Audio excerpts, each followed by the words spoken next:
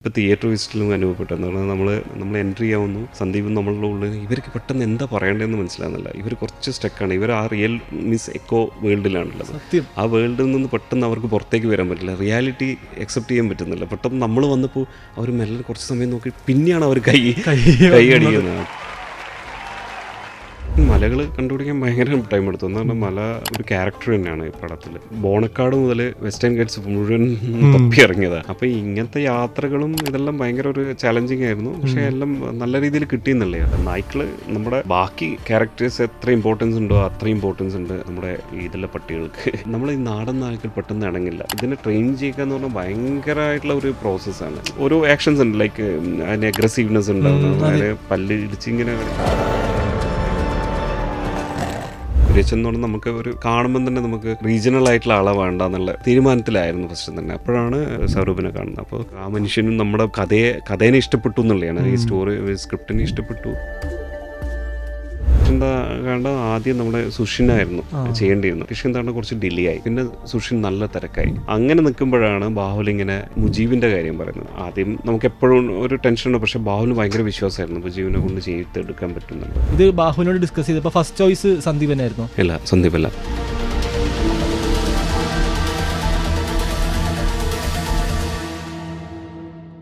ഇദ്ദേഹത്തിൻ്റെ സിനിമകൾ കണ്ടു തുടങ്ങുമ്പോൾ നമ്മൾ ഹാവ് നടിച്ചിരിക്കും. ക്ലൈമാക്സ് എത്തിക്കഴിയുമ്പോൾ നമ്മളെ വാവ് ഒടിപ്പിക്കും. The wow director, the man behind, the കക്ഷി behind Kishkindha Kanda man Eko. Welcome Dinjith Ayyathan to club FM. Thank you ഞങ്ങളാണ് പറയേണ്ടത്. അടുപ്പിച്ച് ഈ 2 സിനിമകൾ നമുക്കിങ്ങനെ അടിപൊളിയാക്കി തന്നേന്, ആ വാവ് ഒടിപ്പിച്ചതിന് thank you so much. Eko ഇറങ്ങുന്നതിന് മുന്നേ എല്ലാവരുടെയും ഒരു ക്യൂരിയോസിറ്റി ആയിരുന്നു, എന്താണ് എക്കോ എന്നുള്ളൊരു ചർച്ചയായിരുന്നു. എക്കോ ഇറങ്ങിയതിന് ശേഷം എന്താണ് എക്കോ എന്നുള്ളൊരു ചർച്ചയാണ് നടന്നുകൊണ്ടിരിക്കുന്നത്. കണ്ടിട്ട് എങ്ങനെ തോന്നുന്നു? എന്തായിരുന്നു? ഭയങ്കര ഹാപ്പി. എന്താണ് ഞാൻ ഇപ്പം ഈ ദിവസങ്ങൾ 3, 4, 5-ാമത്തെ ദിവസം. അപ്പോൾ ഈ 5-ാമത്തെ ദിവസം ആൾക്കാരിങ്ങനെ വിളിച്ചിട്ട് ഇതിനെ പറ്റിയിട്ടുള്ള ഡൗട്ട്സും ചർച്ചകളാണ്. അത് കാണുമ്പോഴാണ് നമ്മൾ ഇത് കിഷ്കിന്ദാടനത്തിന് കിട്ടിയതാണ് കേട്ടോ. കിഷ്കിന്ദാടനത്തിനും ഇതേപോലെ തന്നെ നമുക്ക് പല ആൾക്കാരും കണ്ട് അവിടെ ഇരുന്നിട്ട് നെക്സ്റ്റ് അവർക്ക് എണീക്കാൻ പറ്റാത്തൊരു അവസ്ഥ. അത് നമ്മളിപ്പോൾ തിയേറ്റർ വിസിറ്റിലും അനുഭവപ്പെട്ടു. എന്ന് പറഞ്ഞാൽ നമ്മൾ പെട്ടെന്ന് അവിടെ ചെല്ലുമ്പം അവിടെ നമ്മൾ എൻട്രി ആവുന്നു, സന്ദീപും നമ്മളുടെ ഉള്ളിൽ ഇവർക്ക് പെട്ടെന്ന് എന്താ പറയേണ്ടതെന്ന് മനസ്സിലാകുന്നില്ല. ഇവർ കുറച്ച് സ്റ്റക്കാണ്. ഇവർ ആ റിയൽ മീൻസ് എക്കോ വേൾഡിലാണുള്ളത്. ആ വേൾഡിൽ നിന്ന് പെട്ടെന്ന് അവർക്ക് പുറത്തേക്ക് വരാൻ പറ്റില്ല. റിയാലിറ്റി അക്സെപ്റ്റ് ചെയ്യാൻ പറ്റുന്നില്ല. പെട്ടെന്ന് നമ്മൾ വന്നപ്പോൾ അവർ മെല്ലെ കുറച്ച് സമയം നോക്കി പിന്നെയാണ് അവർ കൈ അടിക്കുന്നത്. അപ്പോൾ ആ ഒരു മൊമെൻറ്റ് ഭയങ്കര സന്തോഷമാണ്. എന്ന് പറഞ്ഞാൽ നമ്മൾക്ക് ആസ് എ ഫിലിം മേക്കർ ഭയങ്കര ഒരു എന്താ പറയുക, നമ്മൾ something we did. Script Bahul പറഞ്ഞപ്പോൾ ശരിക്കും ബാഹുലിൻ്റെ ഉള്ളിലുള്ള ഒരു ആക്ടറിനെ അല്ലെങ്കിൽ ഡയറക്ടറിനെ കണ്ടായിരുന്നോ? 100%. ബാഹുൽ ആ രീതിയിലാണ് അവൻ്റെ എന്താ പറയുക, അവൻ്റെ പാറ്റേണിൽ അങ്ങനെ റൈറ്റിംഗ് പാറ്റേൺ അല്ലെങ്കിൽ ആ വിഷ്വൽ പാറ്റേൺ എല്ലാം ഒരു വിഷ്വൽ ഡിസൈൻ തന്നെ അവൻ ഇപ്പം റൈറ്റിങ്ങിൽ തന്നെ അവൻ ഡീറ്റെയിൽഡ് റൈറ്റിംഗ് ആണ്. അപ്പോൾ അതെല്ലാം നമ്മൾ വായിക്കുമ്പോൾ തന്നെ നമുക്ക് ആ വേൾഡിൽ നമ്മൾ ഇറങ്ങും. അപ്പോൾ അങ്ങനത്തെ ഇതിൽ എന്നെ ഹൂക്ക് ചെയ്തെന്ന് പറഞ്ഞാൽ നമ്മൾ ആ ഫസ്റ്റ് സീൻ തന്നെ നമ്മൾ ഇന്നായിട്ടുണ്ടായിരുന്നു. നമ്മൾ അശോകേട്ടനും കോൺവെർസേഷൻ അശോകേട്ടൻ നമ്മുടെ ജീപ്പിൽ പോകുന്ന ആ ഒരു ഡോക്ടറുമായിട്ട് പോകുന്ന സംഭവം ഉണ്ടല്ലോ. അപ്പോൾ ഡോക്ടർ ചോദിക്കുന്നത് അപ്പോൾ ഇതെന്താ സംഭവം എന്നുള്ളത് ചോദിക്കുന്നതും ആ ഒരു മൊമെൻറ്റിൽ തന്നെ ഒരു അൺയൂഷ്വൽ ആയിട്ടുള്ള ഒരു വേൾഡിലേക്ക് നമ്മളെ കൊണ്ടുപോകുന്ന ഒരു ഇതെല്ലാമാണല്ലോ. അപ്പോൾ ആ സംഭവം തന്നെ എനിക്ക് വായിക്കുമ്പോൾ ഉണ്ടായ നമ്മൾ ചിന്തിക്കുമല്ലോ, ഇങ്ങനെയൊന്നും കാണാറില്ലല്ലോ, നെവർ സീൻ ബിഫോർ എന്നുള്ള രീതിയിലുള്ള ഓരോ സീൻസും അങ്ങനെ ബിൽഡ് ചെയ്തിട്ട് ബാഹുലിന് കൊണ്ടുപോകാൻ പ്രത്യേക ഒരു കഴിവാണ്. അപ്പോൾ നമ്മൾ അതിൻ്റെ ഉള്ളിലായിപ്പോൾ പിന്നെ അങ്ങോട്ട് ഇറങ്ങാൻ പെട്ടെന്ന് ഈസി ആയിട്ട് പറ്റില്ല. അപ്പോൾ അതെല്ലാം ഉണ്ടാക്കി. അത് ബാഹുൽ സ്ക്രിപ്റ്റ് പറഞ്ഞപ്പോഴത്തേക്കിനും ഡീറ്റെയിൽ ആയിട്ട് പറഞ്ഞില്ലേ, കാസ്റ്റ് അടക്കമായിട്ട് പറഞ്ഞിരുന്നോ? ബാഹുൽ ഒരിക്കലും കഥ പറയാറില്ല. കഥ എനിക്കെല്ലാം സ്ക്രിപ്റ്റ് തന്നിട്ട് നിങ്ങൾ വായിച്ചിട്ട് പറയുമെന്ന് പറഞ്ഞു. നറേഷൻ ഇല്ല. അപ്പോൾ വായിച്ച് കഴിഞ്ഞിട്ട് നമ്മൾ ഓരോ നോട്ട് ചെയ്തിട്ട് ഓക്കെ ഇതിനെ ഡീറ്റെയിൽ ആയിട്ട് നമ്മൾ സംസാരിക്കും. അപ്പോൾ എൻ്റെ സംശയങ്ങളിൽ അവൻ തീർക്കും. അങ്ങനെ ആ രീതിയാണ്. എത്ര പ്രാവശ്യം സ്ക്രിപ്റ്റ് വായിച്ച് ബാഹുൽ എന്നപ്പോൾ? സ്ക്രിപ്റ്റ് കുറേ പ്രാവശ്യം വായിച്ചിട്ടുണ്ടാവില്ല. അത് എത്ര പ്രാവശ്യം ഒന്നും എഴുതിയിട്ടൊന്നുമില്ല. 8 പ്രാവശ്യം രഞ്ജിത്ത് വായിച്ചെന്ന് പറയണ്ടായിരുന്നു. അതേപോലെ തന്നെ നമ്മുടെ നരഞ്ചേട്ടനും പറയണ്ടായി കുറേ പ്രാവശ്യം ഇത് വായിച്ചിട്ട് ഞാനും ഡയറക്ടറിനെ വിളിച്ചിട്ട് ബാഹുലിനെ വിളിച്ചിട്ട് ഇങ്ങനെ ക്ലിയർ ചെയ്യണമായിരുന്നു ഇതെങ്ങനെയാണ് അതെങ്ങനെയാണെന്നുള്ളത്. അപ്പോൾ ഡയറക്ടറിന് ഇത് എത്ര വട്ടം വായിക്കാണ്ടി വന്നതായിരുന്നു? അയ്യോ എനിക്ക് കണക്കില്ല. നമ്മൾ കാരണം ഓരോ സമയം വായിച്ചുകൊണ്ടിരിക്കുന്നുണ്ട് നമ്മൾ ഇതിൻ്റെ ഓരോ ഡീറ്റെയിൽസും ഒക്കെ ഇതിങ്ങനെ ചെയ്യാം ഇങ്ങനെ. അപ്പോൾ അതിൽ തന്നെ ഒരു വായന പ്രോസസ്സ് ഉണ്ടാവില്ല. നമുക്ക് സീൻ വൈസ് നമ്മൾ നോട്ട് ഡൗൺ ചെയ്യും. ഞാനെപ്പോഴും എന്താണ് ഓരോ സീൻ വൈസ് എൻ്റേതായിട്ടുള്ള ഒരു വൺ ലൈൻ ആക്കിയിട്ട് മാറ്റാറുണ്ട്. അപ്പോൾ അത് എനിക്ക് പെട്ടെന്ന് ആ സീനിലേക്കുള്ള കുറച്ചും കൂടി അപ്പോഴാണ് നമ്മൾ ഓരോന്ന് എഴുതുമ്പോൾ ഇങ്ങോട്ട് നമ്മൾ അത് കണ്ടിട്ട് ഇപ്പുറത്തേക്ക് എഴുതി തുടങ്ങുമ്പോൾ നമുക്കൊരു കൂടുതൽ കണക്ഷൻ കിട്ടാറുണ്ട്. അപ്പോൾ അതിൻ്റെ ചെറിയ നുവാൻസ് ആയിട്ടുള്ള ചെറിയ ചെറിയ കാര്യങ്ങൾ അപ്പം തന്നെ നോട്ട് ഡൗൺ ചെയ്യുക. അപ്പോൾ എനിക്കൊന്ന് കുറേ പ്രാവശ്യം വായിച്ചിട്ടുണ്ടോ അറിയില്ല, ഇനി അതുകൊണ്ട് നോക്കിയിട്ടില്ല. ശരിക്കും പറഞ്ഞാൽ ഒരാൾ അടിപൊളിയായിട്ട് ഇത്രയും സ്ക്രിപ്റ്റ് നമ്മളെ തന്നു, ഇത് ഇനി സിനിമയിലേക്ക് ഡയറക്റ്റ് ചെയ്യണം. അപ്പോൾ സ്റ്റാർട്ടിങ് തന്നെ ഇതിൻ്റെ പ്രീ പ്രൊഡക്ഷൻ വർക്ക് നടക്കുമ്പോഴായിക്കോട്ടെ, ഇത് കാസ്റ്റിലേക്ക് എത്തുമ്പോഴായിക്കോട്ടെ, ഇത് ബാഹുവിനോട് ഡിസ്കസ് ചെയ്തപ്പോൾ ഫസ്റ്റ് ചോയ്സ് സന്ദീപ് തന്നെയായിരുന്നോ? ഇല്ല, സന്ദീപല്ല. സന്ദീപ് ആക്ച്വലി നമ്മളിത് വേറെ രീതിയിലായിരുന്നു ആദ്യത്തെ ഒരു അന്നത്തെ ഒരു നമ്മുടെ ഇതെന്ന് പറഞ്ഞാൽ അന്ന് കക്ഷി അമ്മിണിപ്പിള്ള കഴിഞ്ഞിട്ട് 5 വർഷം നമ്മൾ കഴിഞ്ഞിട്ട് നമ്മൾ തുടങ്ങാൻ പോകുന്നതാണ്. ഇത് കിഷ്കിന്ധാകാന്ഡം തുടങ്ങാൻ പോകുന്നു. അതിൻ്റെ ഇൻബിറ്റ്വീനാണ് എനിക്ക് ബാഹുലിങ്ങനെ ഈ സ്ക്രിപ്റ്റ് തരുന്നത്. അപ്പോൾ അപ്പം എന്ന് പറഞ്ഞാൽ നമുക്ക് ഇതെന്തായാലും ഒരു കുറച്ച് വാല്യൂ ഉള്ള ഒരു കാസ്റ്റിംഗ്, അല്ലെങ്കിൽ നമുക്കൊരു പ്രൊഡക്ഷനോട് പറയണ്ടെങ്കിൽ ഇങ്ങനെ ഒരു നോർമലി അങ്ങനെ ഒരു ആവശ്യം വരുമല്ലോ, ഇങ്ങനെയൊരു ഈ ആർട്ടിസ്റ്റാണ് എന്നുള്ള പറയേണ്ട രീതിയിലുള്ള ഒരു കാസ്റ്റിംഗ് വേണം. അപ്പം അങ്ങനെ തോട്ടിൽ അപ്പം നമ്മൾ ഓക്കെ അങ്ങനെയാണെങ്കിൽ നമുക്ക് കുറച്ച് ഏജ് കൂട്ടിയാലോ എന്നുള്ളത്, അങ്ങനെ ഒരു ഏജിൻ്റെ ഡിഫറൻസ് എല്ലാം നമ്മൾ കൊണ്ടുവന്നിട്ടുണ്ടായിരുന്നു. അപ്പം അത് കഴിഞ്ഞിട്ട് പിന്നെ നമ്മൾ കിഷ്കിന്ധാകാന്ഡം ഇറങ്ങി ടോട്ടൽ സീൻ മാറിയപ്പോൾ നമ്മൾ ഓക്കെ ഫൈൻ, നമുക്ക് ഒരു പക്ക നമ്മുടെ എങ്ങനെ സ്ക്രിപ്റ്റ് ഉണ്ടായോ അതേപോലെ തന്നെ പോവാം, ആ ഏജിലുള്ള ആൾ തന്നെ. അപ്പോൾ ആ ഏജിലുള്ള ആളെന്ന് പറഞ്ഞാൽ അത് 24-25 ഏജ്, ആ റേഞ്ചിലുള്ള അറൗണ്ട് 25. അപ്പം നമ്മൾ ഇപ്പോഴത്തെ ഒരു കാറ്റഗറിയിൽ നോക്കുമ്പോൾ ഓക്കെ ഇപ്പോൾ നമുക്കറിയാം ഈ ആർട്ടിസ്റ്റിലാണ് ഇപ്പോൾ ഉള്ളത്. അപ്പോഴാണ് ബാഹുല് നമുക്ക് ഇങ്ങനെ സന്ദീപിൻ്റെ മൂപ്പര മുന്നേയും നമ്മുടെ ഇതിൻ്റെ ഇത് നമ്മുടെ അന്താക്ഷരിൻ്റെ ഇതിലുള്ള നോട്ട് ചെയ്തതാണ്. അതേപോലെ ഞാൻ ഫാലിമിയിൽ നോട്ട് ചെയ്തതാണ്. രണ്ടുപേരും നോട്ട് ചെയ്തിട്ടുണ്ട് ഈ ഒരു മനുഷ്യനാണ്.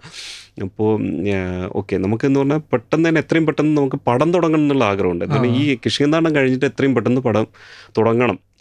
നമുക്ക് ടൈം എന്ന് പറഞ്ഞാൽ ഓൾറെഡി നമ്മൾ 5 വർഷം ഞാൻ എൻ്റെ കാര്യം എടുത്തിട്ടുണ്ടെങ്കിൽ കക്ഷി അമ്മിണിപ്പിള്ള അതിൻ്റെ 5 വർഷം ഞാൻ വെറുതെ ഇങ്ങനെ വെയിറ്റ് ചെയ്യുന്നു. ഭയങ്കര അൺസർട്ടനിറ്റി അല്ല നമുക്ക്. എന്താണ് ഒരു സാധനം തുടങ്ങിയിട്ടില്ലെങ്കിൽ ആൻസൈറ്റിയും എല്ലാ രീതിയിലും നമ്മൾ ഫിൽം മേക്കർ എന്നുള്ളത് നമ്മൾ ഭയങ്കര എനർജി ഡ്രെയിൻ. അപ്പോൾ എത്രയും പെട്ടെന്ന് തുടങ്ങുക. അപ്പോൾ ഓക്കെ സന്ദീപാണ് നമുക്ക് ഒന്നും ഫിസിക് വൈസ് എല്ലാം നമുക്ക് സന്ദീപിന് ഓക്കെ ആയിരുന്നു. സന്ദീപിനോട് അപ്പോൾ പിന്നെ അവൻ്റെ പടങ്ങളും 2 പടങ്ങൾ ഓൾറെഡി ഷൂട്ട് കഴിഞ്ഞിട്ടുണ്ടെന്ന് കേട്ടു. എന്താ പറയുക പടക്കളവും ജിംഖാനയും. അപ്പോൾ 2 പടങ്ങളും പ്രോമിസിങ് ആയിരുന്നു. സോ നമ്മൾ ഓക്കെ നമുക്ക് ടെൻഷനില്ല. അപ്പം പ്രൊഡ്യൂസർ എന്നുള്ള നിലയിൽ എൻ്റെ ഫ്രണ്ട്, അപ്പോൾ ഞങ്ങൾ തന്നെ പ്രൊഡ്യൂസ് ചെയ്യാന്നുള്ള പ്ലാനിൽ പിന്നെ ഞാൻ മനസ്സിലാക്കി ഓക്കെ ഒരു പ്രൊഡക്ഷൻ ആൻഡ് ഒരു ഡയറക്ഷൻ എന്നുള്ള രീതിയിൽ രണ്ടും ഒരുമിച്ച് കൊണ്ടുപോകാൻ പറ്റില്ല എന്നുള്ള ഒരു ഘട്ടത്തിൽ ഓക്കെ പുതിയൊരാൾ വരുന്നു. അത് നമ്മൾ എൻ്റെ ഫ്രണ്ട് ജയറാം, എൻ്റെ റിലേറ്റീവും കൂടിയാണ്. അപ്പോൾ ജയറാം വന്നതോടുകൂടി ഓക്കെ മൂപ്പരെന്ന് പറഞ്ഞാൽ ഓക്കെ നിങ്ങൾ എന്തും ചെയ്തോ, ഐ എം റെഡി എന്ന് പറഞ്ഞാൽ എന്താ പറഞ്ഞാൽ അത്രയ്ക്കും എന്നോടുള്ള വിശ്വാസം എന്നുള്ളൊരു സംഭവമുണ്ട്. അത് എല്ലാ രീതിയിലും നമുക്ക് വർക്കൗട്ടായി. എല്ലാ പ്ലേസിലും മൂപ്പര് നമ്മളൊപ്പം തന്നെ ഉണ്ടായിരുന്നു. അത് എല്ലാം സംഭവിച്ചു. അതേപോലെ തന്നെ ക്യാരക്ടർ സ്ക്രിപ്റ്റിൽ പറയുമ്പോൾ നമ്മുടെ മ്ലാത്തി ചേട്ടത്തിയിൽ അവരെ മേഘാലയിൽ നിന്നാണ് കൊണ്ടുവന്നെന്ന് കേട്ടായിരുന്നു. അവരുടെ ചെറുപ്പം കാണിച്ച ആളെ മലേഷ്യയിൽ നിന്നാണ് കൊണ്ടുവന്നെന്ന് പറഞ്ഞിട്ടുണ്ടായിരുന്നു. അപ്പോൾ ഇവരെയും ഈ പറഞ്ഞ പോലെ തന്നെ മനസ്സിലുണ്ടായിരുന്നു, അല്ലെങ്കിൽ ഇവരൊക്കെ എങ്ങനെയാണ് കണ്ടത് ആക്ച്വലി? അതാണ് ഇത് ഈ മലേഷ്യൻ ആർട്ടിസ്റ്റിൻ്റെയാണ് നമുക്ക് എല്ലാവരും മലേഷ്യൻ ആർട്ടിസ്റ്റ് ആയാലും നമ്മുടെ മേഘാലയ കൊണ്ടുവന്ന നമ്മുടെ മ്ലാത്തി ചേട്ടത്തിനെ ആയാലും രണ്ടുപേരും നമുക്ക് ഭയങ്കര ഇമ്പോർട്ടൻറ്റ് ക്യാരക്ടറാണ്. അപ്പോൾ അത് ഒരു രീതിയിലും അതൊരു എറർ വരാൻ പാടില്ല എന്നുള്ള എന്താ പറഞ്ഞാൽ എറർ വന്നാൽ തീർന്നു അറിയാലോ. നമുക്കിപ്പോൾ കാണുമ്പോൾ മനസ്സിലായല്ലോ മ്ലാത്തിച്ചേടത്തി എത്രത്തോളം ഇമ്പോർട്ടൻസ് കോറാണല്ലോ. അപ്പോൾ അതാണ് എനിക്ക് ഞാൻ എപ്പോഴും നമ്മൾ ക്രൂവിനോടെല്ലാം നമുക്ക് എന്തോ ബ്ലെസ്സിങ് ഉണ്ട് എന്നുള്ള. എന്താ പറഞ്ഞാൽ നമ്മൾ ഒരു ഘട്ടം വരെ നമുക്ക് ഒരാളെയും കിട്ടിയില്ല. പിന്നെയാണ് ഓക്കെ നമ്മൾ ഇവിടെ മേഘാലയയിൽ പോയിട്ട് നമ്മൾ ഒരു ഓഡീഷൻ, മേഘാലയല്ല സോറി നാഗാലാൻഡ്. ജയറാമിൻ്റെ ഫ്രണ്ട് അവിടെ ഒരു കേണലാണ് നാഗാലാൻഡ് ഇതിൽ. അപ്പോൾ അയാൾ പറഞ്ഞു ഓക്കെ ഞാനെല്ലാം റെഡിയാക്കി തരാം, കുറച്ച് ആർട്ടിസ്റ്റിനെ നമുക്ക് ഓഡിഷൻ. അപ്പോൾ 25ഓളം പേര് ഓഡീഷനായിട്ട് റെഡിയാക്കി. ഇതിൻ്റെ സമയത്ത് തന്നെ സൈമിൾട്ടേനിയസ്ലി ഞാൻ ഓരോരാളായിട്ട് ഇങ്ങനെ കമ്മ്യൂണിക്കേറ്റ് ചെയ്യുന്നുണ്ടായിരുന്നു നമ്മളെ. അപ്പോൾ ഞാൻ ക്രിസ്റ്റോ ടോമി നമ്മുടെ ഉള്ളൊഴുക്കിൻ്റെ ഡയറക്ടറുമായിട്ട് സംസാരിച്ചപ്പോൾ മൂപ്പര ഫ്രണ്ട് ഒരാൾ ഷോർട്ട് ഫിലിം ചെയ്തതിൽ ഇങ്ങനെ ഒരു ക്യാരക്ടർ ഉണ്ട്, ഒരു ചിങ്കി ഫേസ് എന്നുള്ള രീതിയിൽ പറഞ്ഞു. അപ്പോൾ ഞാൻ പറഞ്ഞു ഓക്കെ എന്നാലും ഫോട്ടോ അയക്കാൻ പറഞ്ഞു. ഫോട്ടോ കണ്ടപ്പോൾ തന്നെ ഞാൻ തീരുമാനിച്ചു ഇത് മ്ലാത്തിയാണെന്ന്. അത്രയ്ക്കും പെർഫെക്റ്റ്, നമ്മൾ വിചാരിക്കുന്ന രീതിയിലൊന്നും ലുക്കും എല്ലാം കൂടിയിട്ടുള്ള മ്ലാത്തി. അപ്പോൾ ഞാൻ ബാഹുലിന് കാണിച്ചാൽ ബാഹുലും പെട്ടെന്ന് വർക്കൗട്ടായി. അത് നമ്മൾ പക്ഷേ അവരുടെ വീഡിയോ നമുക്ക് കിട്ടിയിട്ടില്ല. ആ ഷോർട്ട് ഫിലിം അപ്പം റിലീസായിട്ടില്ല. അപ്പോൾ നമുക്കൊരു ടെൻഷൻ ഉണ്ടായിരുന്നു. എന്താ പറഞ്ഞാൽ ഇതിനപ്പുറമാണല്ലോ, ഇപ്പോൾ ലുക്ക് ഓക്കെ, പക്ഷേ അതിൻ്റെ അപ്പുറം. അപ്പം നമ്മൾ അവിടുത്തെ ഓഡീഷൻ എന്തായാലും തീരുമാനിച്ചു. നമ്മൾ അവിടെ പോന്നു നാഗാലാൻഡിൽ ഓഡീഷൻ വെച്ച സമയത്തെല്ലാം എന്ന് പറഞ്ഞാൽ എല്ലാ അവിടുത്തെ ആൾക്കാർക്കും എന്താ പ്രശ്നം എന്ന് പറഞ്ഞാൽ ലാംഗ്വേജ് ഭയങ്കര ബാരിയറാണ്. എന്ന് പറഞ്ഞാൽ ഓൺലി നാഗ പീപ്പിളിന് മാത്രമാണ് അവർക്ക് ഇംഗ്ലീഷ് ഒഫീഷ്യൽ ലാംഗ്വേജ്. ബാക്കിയുള്ള എല്ലായിടത്തും എന്ന് പറഞ്ഞാൽ റീജിയണൽ അവരുടെ ട്രൈബൽ ലാംഗ്വേജസ്. അപ്പോൾ ട്രൈബൽ ലാംഗ്വേജസ് എന്ന് പറഞ്ഞാൽ നമ്മൾ കമ്മ്യൂണിക്കേറ്റ് ചെയ്യുമ്പോൾ അവരോട് അടുത്ത് അവരുടെ ആരെങ്കിലും ഉണ്ടാവണം ഇംഗ്ലീഷ് അറിയുന്നത്, അവർ ഇവരെ ട്രാൻസ്ലേറ്റ് ചെയ്യണം. അപ്പോൾ അത് ഭയങ്കര ഒരു പ്രോസസ്സാണ്. അത് നമുക്ക് എന്തായാലും പറ്റില്ല എന്നപ്പോൾ. പക്ഷെ നല്ല ആർട്ടിസ്റ്റ് ഉണ്ടായിരുന്നു കേട്ടോ, നല്ല ആർട്ടിസ്റ്റ് ഉണ്ടായിരുന്നു, നമുക്ക് പറ്റിയ ആർട്ടിസ്റ്റ് ഉണ്ടായിരുന്നു, നല്ല ഒരു ഡ്രാമ ആർട്ടിസ്റ്റ് ഉണ്ടായിരുന്നു. ആ വരെയെല്ലാം കണ്ടിട്ട് എനിക്ക് പക്ക നമ്മളെ മ്ലാത്തിച്ചേർത്തിയിട്ട് തോന്നിയിട്ടുണ്ട്. പക്ഷേ എന്തുകൊണ്ടോ അവരുടെ ഈ കമ്മ്യൂണിക്കേഷൻ പ്രോബ്ലം എന്നുള്ള കാരണം കൊണ്ട് നമ്മൾ അവരെല്ലാം റിജക്റ്റ് ചെയ്യും. അന്ന് അതിൻ്റെ നെക്സ്റ്റ് ഡേ നമ്മൾ അന്ന് അവിടെ നിന്ന് വിടുന്നതായിരുന്നു. മീൻസ് നമ്മൾ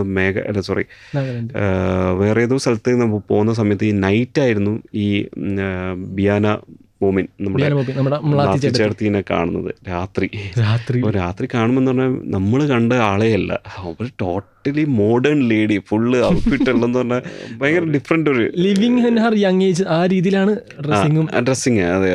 അപ്പോൾ അതുപോലെ ഭയങ്കര എഡ്യൂക്കേറ്റഡ് ലേഡിയാണ്. അവിടെ ഒരു സ്കൂളെല്ലാം നടത്തുന്നുണ്ട്, അങ്ങനെയുള്ള ലേഡി. ഒരു കണ്ടാലും ഭയങ്കര എനർജറ്റിക്. ഓക്കെ, അവരുടെ ഏജിൽ ആ എനർജറ്റിക് കണ്ടപ്പം തന്നെ നമുക്ക് ഭയങ്കര സന്തോഷമായി. പിന്നെ ചെറിയ ചെറിയ കാര്യങ്ങൾ ചെയ്യിപ്പിക്കുമ്പം തന്നെ നമുക്ക് മനസ്സിലായി okay she can do something like okay. അവരുടെ എക്സ്പ്രഷൻസ് എല്ലാം നമുക്ക് ഒന്നുമില്ലെങ്കിൽ ഈ എക്സ്പ്രഷൻ പിടിച്ചിട്ടെങ്കിലും നമുക്ക് പിടിച്ച് നിർത്താന്നുള്ള ഒരു സംഭവം ഉണ്ടല്ലോ, അതിൽ നമ്മൾ ഓക്കെ വർക്കൗട്ടാവുമെന്ന് മനസ്സിലായി. അങ്ങനെയാണ് മ്ലാത്തി വന്നത്, മ്ലാത്തിച്ചേർത്തി. അതിനുശേഷം നമ്മളെ മലേഷ്യൻ ചെറുപ്പകാലം നമ്മളെ Z5 എന്ന് പറഞ്ഞിട്ട്, അപ്പോൾ അവരെ കിട്ടിയെന്ന് പറഞ്ഞാൽ ഇതേപോലെ തന്നെ നമ്മളെ പ്രൊഡ്യൂസർ നല്ല കണക്ഷനാണ് മലേഷ്യയായിട്ട്. അപ്പോൾ മലേഷ്യയിലുള്ള ആൾക്കാരുമായിട്ട് നിരന്തരം കുറേ മോഡൽസിൻ്റെയും ആർട്ടിസ്റ്റിൻ്റെയും ഫോട്ടോസ് അയച്ചാണ്. പക്ഷേ അവിടെ എന്ന് പറഞ്ഞാൽ ആർട്ടിസ്റ്റിൽ നല്ല ബഡ്ജറ്റ് ഉണ്ട്. മീൻസ് അവരുടെ റെമ്യൂണറേഷൻ എന്ന് പറഞ്ഞാൽ ഭയങ്കര ഹ്യൂജ് ആയിരുന്നു. അപ്പോൾ നമ്മൾ ഓൾറെഡി ഒരു ബഡ്ജറ്റ് ഉണ്ട്, അതിൻ്റെയും മേലെ നമ്മൾ ഓക്കെ മലേഷ്യയിൽ നിന്ന് കിട്ടുന്നുള്ള മാത്രം നമ്മൾ ഇവിടുത്തെ ഒരു ബഡ്ജറ്റ് പിന്നെ നോക്കുമ്പോൾ ബഡ്ജറ്റ് ഇങ്ങനെ കൂടിക്കണം. ഞാൻ എന്ന് പറഞ്ഞാൽ ബഡ്ജറ്റ് കൺസേൺ ആണ്. എന്താ പറഞ്ഞാൽ ലൈക്ക് ഓൾറെഡി എൻ്റെ പ്രൊഡ്യൂസറാണ്, അപ്പോൾ ക്ലോസ് ആണ്. എന്തെങ്കിലും രീതിയിൽ അത് കൂടുതൽ പോയാലും എനിക്ക് പ്രശ്നമാണ്. അപ്പോൾ ഞാൻ ഏത് സമയത്തും ഇതിനെ പറ്റിയെല്ലാം സംസാരിക്കുന്നത് ബഡ്ജറ്റ് കൂടാൻ പാടില്ല. നോക്കുമ്പം അങ്ങനത്തെ കുറേ റിജക്റ്റ് ചെയ്തു ആർട്ടിസ്റ്റിനെല്ലാം. അപ്പോൾ ഞാൻ പറയുന്നുണ്ട് ഇത്ര റേഞ്ചിൽ പോയാൽ മതി നമുക്ക്. അപ്പോൾ ആണ് ലാസ്റ്റ് നമ്മളെ ഷൂട്ടിൻ്റെ എല്ലാം അടുക്കാറാവുന്ന സമയത്തായിരുന്നു ഈ കുട്ടീനെ കിട്ടി, ഈ ഫോട്ടോ കിട്ടി. പെർഫോമൻസ് ഒന്നും കൂടുതലൊന്നും ഉണ്ടായിരുന്നില്ല, ചെറിയൊരു പെർഫോമൻസ്. പിന്നെയാണ് അറിഞ്ഞത് ഇവിടെ ഷൂട്ടിന് വന്നതിന് ശേഷം എപ്പോഴോ ചോദിക്കുമ്പോഴാണ് പറഞ്ഞത് ഞാൻ മൂവിയിലൊന്നും ഒന്നിലും അഭിനയിച്ചില്ല, ഞാൻ ഞെട്ടിയില്ലേ. പക്ഷെ എന്തോ അതാണ് ബ്ലെസ്സിങ് എന്ന് പറയുന്നത്. നമുക്ക് അത് കറക്റ്റ്. ഈവൻ ഇപ്പോൾ പല ആൾക്കാരും പറയുന്നുണ്ട് മ്ലാത്തിച്ചേർത്തിൻ്റെ സെയിം സ്മൈലാണ്. എന്താണ് ഈ കുട്ടി ശരിക്കും പല്ല് കാണിക്കില്ല, സെയിം മ്ലാത്തിച്ചേർത്തിയും പല്ല് കാണിക്കില്ല. അവരപ്പം ഈ രീതിയിൽ ഇങ്ങനെ വെച്ചിരിക്കും. ഇത് കറക്റ്റ് കണക്റ്റഡ് ആണ്. അപ്പോൾ എല്ലാം ബ്ലെസ്സിങ്. ഇപ്പോൾ കുര്യച്ചൻ ഇദ്ദേഹത്തിനെ എങ്ങനെ എവിടെ വെച്ചാണ് കണ്ടെത്തിയത്? സൗരഭ് സച്ദേവ ആക്ടറാണ്, അല്ല അത് തന്നെ നമ്മൾ കുര്യച്ചൻ എന്ന് പറഞ്ഞാൽ നമുക്ക് ഒരു കാണുമ്പം തന്നെ നമുക്ക് റീജിയണൽ ആയിട്ടുള്ള ആളെ വേണ്ടെന്നുള്ള തീരുമാനത്തിലായിരുന്നു ഫസ്റ്റ് തന്നെ. അപ്പോൾ നമുക്ക് എങ്ങനെയെങ്കിലും പുറത്തുള്ള കേരളത്തിന് പുറത്തുള്ള ഒരു ആർട്ടിസ്റ്റിനെ യൂസ് ചെയ്യാം. അപ്പോൾ നോക്കുമ്പോൾ ചെന്നൈയിലെല്ലാം നോക്കി, പക്ഷേ അതെല്ലാം നമ്മളെ കണ്ടുപരിചിതമായിട്ടുള്ള റിലേറ്റബിൾ ആയിട്ടുള്ള ഫീൽ ചെയ്യുന്നു. അപ്പോൾ ഒന്ന് മാറി നിൽക്കണം. ലൈക്ക് പല പടങ്ങളിലും മലയാളത്തിൽ പണ്ട് ഹിന്ദി നടന്മാരെ ആക്ട് ചെയ്തിട്ട് വരുന്നുണ്ടല്ലോ, അത് ലൈക്ക് ഞാൻ ഗന്ധർവൻ നോക്കിയാലോ, അല്ലെങ്കിൽ രഘുവരനെല്ലാം വരുമ്പം തന്നെ ഭയങ്കര ഡിഫറെൻ്റാണ്, ഓറയുണ്ട്. ഓറയുണ്ടാവും. അത് പെട്ടെന്ന് അവരുടെ നമ്മളെ യൂഷ്വൽ നമ്മൾ ചെയ്യുന്ന മലയാളികൾ ചെയ്യുന്ന ആക്ടിങ് പോലെയല്ല, കുറച്ച് ഡിഫറൻസ് ഒരു അവരുടെ ടൈമിങ്ങിലും ഡിഫറെൻ്റ് ആയിരിക്കും. അപ്പം തന്നെ നോട്ടീസബിൾ ആണ്. അങ്ങനെയുള്ള ഒരു ക്യാരക്ടറിനെ കൊണ്ടുവരണം എന്നുണ്ടായിരുന്നു. അങ്ങനെ ഹിന്ദിയിലേക്കും നോക്കി. അപ്പോഴാണ് ആനിമലിലെ ആക്ടറെ കാണുന്നത്, സൗരഭിനെ കാണുന്നത്. അപ്പോൾ കണ്ടപ്പോൾ തന്നെ അയാളുടെ ലുക്കും ഇതെല്ലാം. പിന്നെ നമുക്കുള്ള ടെൻഷൻ എന്ന് പറഞ്ഞാൽ ഇത് എത്രത്തോളം കോസ്റ്റ് അയാളെ റെനോവേഷൻ പുള്ളിയുടെ എത്രയാവും എന്നുള്ളത്. പുള്ളിയും തിരക്കുള്ള മനുഷ്യനാണ്, ആക്ടിങ് കോച്ചാണ്. ഇപ്പം നല്ല ഡിമാൻഡാണ്. പക്ഷെ എന്തോ കൊണ്ടോ ഒരു ഘട്ടത്തിൽ തന്നെ അയാളും ആ മനുഷ്യനും നമ്മുടെ കഥേനെ ഇഷ്ടപ്പെട്ടു എന്നുള്ളതാണ്. ഈ സ്റ്റോറി സ്ക്രിപ്റ്റിനെ ഇഷ്ടപ്പെട്ടു. അതുകൊണ്ട് നമുക്കെല്ലാം സ്മൂത്തായിട്ട് നടന്നു. പക്ഷെ ഭയങ്കര സപ്പോർട്ടായിരുന്നു കേട്ടോ, എല്ലാ രീതിയിലും സപ്പോർട്ടായിരുന്നു. ഞാൻ കേൾക്കാറുണ്ട് ഈ പുറത്തുനിന്ന് വന്ന ആർട്ടിസ്റ്റൊന്നും ഭയങ്കര എഡമെൻ്റ് ആയിരിക്കും ചില കാര്യങ്ങൾ. പക്ഷേ സൗരഭെല്ലാം ഒരു ഫോട്ടോ ഉണ്ട്, ആ തോണിയിലിങ്ങനെ മഴയത്തും ഒരു കുടയും ചൂടാതെ ഇങ്ങനെ ഇരിക്കുന്ന സംഭവമില്ലുണ്ട്. എത്ര സമയം എന്ന് പറഞ്ഞാൽ പെട്ടെന്ന് ഇങ്ങോട്ട് വരാൻ പറ്റില്ലല്ലോ. ഷൂട്ട് നടന്നുകൊണ്ട് പെട്ടെന്ന് കോട അങ്ങ് കയറും. കോട കയറി കഴിഞ്ഞാൽ നമുക്ക് ഷൂട്ട് എടുക്കാൻ പറ്റും. അപ്പോൾ കട്ടി പറയും, ഓക്കെ കുറച്ച് സമയം ഈ കോട പോകുന്നവരെ വെയിറ്റ് ചെയ്യും. ആ കോടയിൽ അവർ ഇരിക്കുന്നതാണ് മനുഷ്യനെ തണുപ്പിൽ. അതാണ് അങ്ങനെയുള്ള കുറച്ച് സാധനങ്ങൾ അവരെ ഭയങ്കര സപ്പോർട്ട് ചെയ്യും. പുള്ളിയുടെ ഉള്ളിലുള്ള ആക്ടിംഗ് കോച്ച് സെറ്റിന്റെ ഇടയിൽ വെച്ചാലും പുറത്തോട്ട് വന്നായിരുന്നു. അത് തന്നെ, എനിക്ക് പല സ്ഥലങ്ങളിലും മൂപ്പര് അതിനെ അപ്രോച്ച് ചെയ്ത വിധം എന്താ പറഞ്ഞാൽ അവർക്ക് അറിയാം. അവർ ലാംഗ്വേജ് ബാരിയർ ഉണ്ട്. അപ്പോൾ ആ ലാംഗ്വേജിനെ എങ്ങനെ നല്ല രീതിയിൽ കമ്മ്യൂണിക്കേറ്റീവ് ആവണം, എങ്ങനെ അതിനെ ഹൈഡ് ചെയ്യണം എന്നുള്ള എറേഴ്സ് എല്ലാം ഹൈഡ് ചെയ്യണം, അത് നല്ല രീതിയിൽ അറിയാം. അപ്പോൾ അത് അയാളുടെ കഴിവാണ്. അതേപോലെ നമ്മൾ ആത്തിച്ചേട്ടത്തി ആയിക്കോട്ടെ കുര്യച്ചനായിക്കോട്ടെ, ഈ രണ്ടുപേരുടെയും എനിക്ക് ഭയങ്കരമായിട്ടും എനിക്കെന്നല്ല കുറേ പേർക്കും സ്ട്രൈക്ക് ആയതും ഇഷ്ടപ്പെട്ടൊരു കാര്യം ഡബ്ബിംഗ് ആണ്. ഇവർക്ക് വോയിസ് കൊടുത്ത ആൾക്കാർ സൗരഭിന് കുര്യച്ചൻ്റെ കറക്റ്റ് പുള്ളിയുടെ വോയിസ് ആയിട്ട് സിങ്ക് ആവണ്ടായിരുന്നു. അപ്പം ആത്തിച്ചേട്ടത്തിയുടെ വോയിസ് ആണെന്നുണ്ടെങ്കിലും KPCC ലീല എന്ന് പറഞ്ഞ ചേച്ചിയാണ് ചെയ്തത്. അത് ഭയങ്കരമായിട്ടും സിങ്ക് ചെയ്ത് പോകുന്നുണ്ടായിരുന്നു. ആക്ച്വലി അവരെങ്ങനെയാണ് ഇതിലേക്ക് ഇന്നാക്കിയത്? അല്ല, നമുക്ക് അതേ കറക്റ്റ് സൂട്ടായിട്ടുള്ള വോയിസ് വേണമെന്നുള്ള നിർബന്ധം ഉണ്ടായിരുന്നു. കുറേ പേരാണ് നമ്മൾ ടെസ്റ്റ് ചെയ്തു. അപ്പം എന്താണെന്ന് പറഞ്ഞാൽ സൗരഭിൻ്റെ ഭയങ്കര ബാസുള്ള സൗണ്ടാണ്. അപ്പോൾ അതേപോലെ തന്നെ ഇങ്ങനെയുള്ള ആൾക്കാർ സൗണ്ട് നമ്മൾ അന്വേഷിച്ചു. അപ്പോൾ ഓരോരാൾ വിളിച്ചിട്ട് നമ്മൾ ടെസ്റ്റ് ചെയ്തു. പക്ഷേ നറുക്ക് വീണത് നമ്മളെ ബിലാസിനാണ്.